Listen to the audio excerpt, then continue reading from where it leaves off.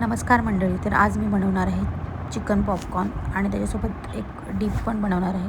तो हा boneless chicken घेतला आहे. त्याच्यामध्ये आपल्याला आलं लसूण पेस्ट, मीठ आणि व्हिनेगर टाकायचं आहे. व्हिनेगर टाकून झाल्यानंतर आपल्याला त्याच्यामध्ये पेरी पेरी मसाला टाकायचा आहे. पेरी पेरी मसाला आपल्याला जास्त टाकायचा आहे, कारण पेरी पेरी मसाल्यामुळेच आपल्याला चिकनला चांगला फ्लेवर येतो. सो हा मिक्स करून झाल्यानंतर आपल्याला हा जवळजवळ 1 ते 2 तास आपल्याला मॅरिनेट करत ठेवायचं आहे.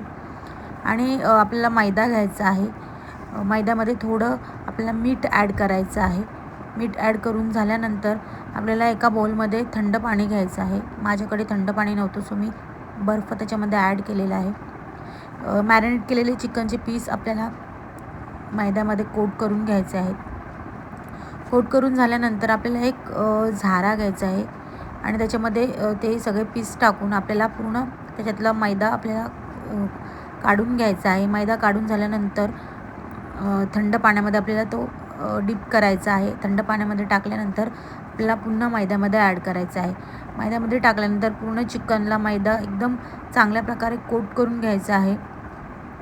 एकदम नीट कोट करून झाल्यानंतर आपल्याला हे चिकनचे पीस असे वेगवेगळे काढायचे आहेत.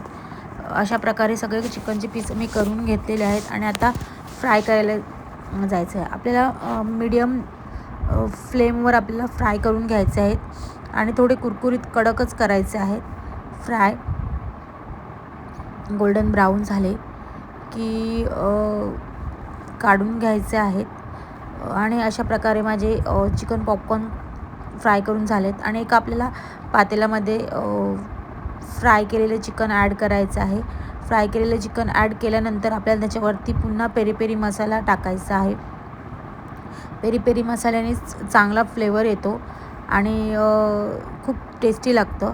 तर त्याच्यासोबत खाण्यासाठी आपल्याला एक डिप बनवायचं आहे. तर खूप इझी आहे. मेयोनीज घ्यायचं आहे. त्याच्यामध्ये आपल्याला टोमॅटो सॉस ॲड करायचा आहे.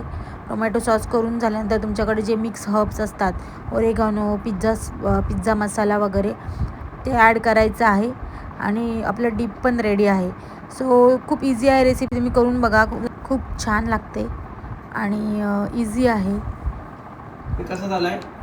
म्हणे आईला सांगत नाहीस कसं झालं, सांगत नाहीस तू.